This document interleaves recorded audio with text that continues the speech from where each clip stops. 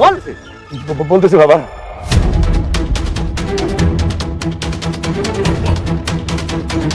আসসালামু আলাইকুম। জনপ্রিয় নাটক গরিব ঘরের রাজপুত্রের আগামী পর্বটি নিয়ে আমরা ভীষণ উত্তেজিত। আপনাদের জন্য নিয়ে এসেছি সেই পর্বের একটি ছোট্ট প্রিভিউ। স্থান একটি নির্জন রাস্তা, যেখানে রাতুনোর ষড়যন্ত্রের আসল প্রমাণ লুকানো আছে। অনিক, মেঘলা এবং ম্যানেজার আঙ্কেল দাঁড়িয়ে আছেন সেই বৃদ্ধ লোকটির সামনে। অনিক দৃঢ় কণ্ঠে, সবকিছু আমরা জেনে গেছি, আর কোনো নাটক চলবে না।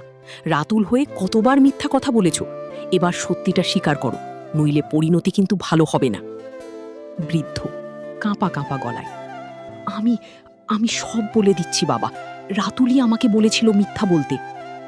ম্যানেজার আঙ্কেল নিঃশ্বাস ফেলে, আজকের এই সত্য উদ্ঘাটনই আমাদের সব সমস্যার সমাধান করবে। স্থান একটি ড্রয়িং রুম, অনিক এবং বৃষ্টি মুখোমুখি।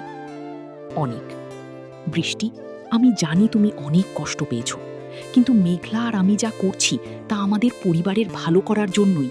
তুমি শুধু আমাদের উপর বিশ্বাস রাখো। বৃষ্টি চোখ মুছতে মুছতে, আমি বিশ্বাস করি অনিক, কিন্তু আমার ভয় হয় এই ষড়যন্ত্রের খেলা কি সত্যিই শেষ হবে। নাটকের শেষে মেঘলা একে অপরের দিকে তাকাচ্ছে। মেঘলা বলে, অনিক, আমি জানি তুমি সব ঠিক করে ফেলবে। শাকিল হাসে, কিন্তু তার চোখের কোণে সংশয়। সে জানে শত্রুরা এখনো হার মানেনি। আগামী পর্বে যা দেখতে পাবেন: ১. শাকিল কি পারবে শালিমা বিল্ডার্স গ্রুপের আসল মালিকানা ফিরে পেতে? ২.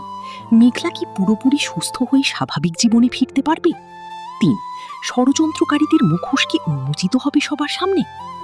এই নাটকটির নতুন পর্বটি সাধারণত আগামী সপ্তাহের নির্দিষ্ট দিনে তাদের ইউটিউব চ্যানেলে আপলোড হওয়ার কথা রয়েছে। সাধারণত এই ধরনের নাটকগুলো নিয়মিত বিরতিতে আপলোড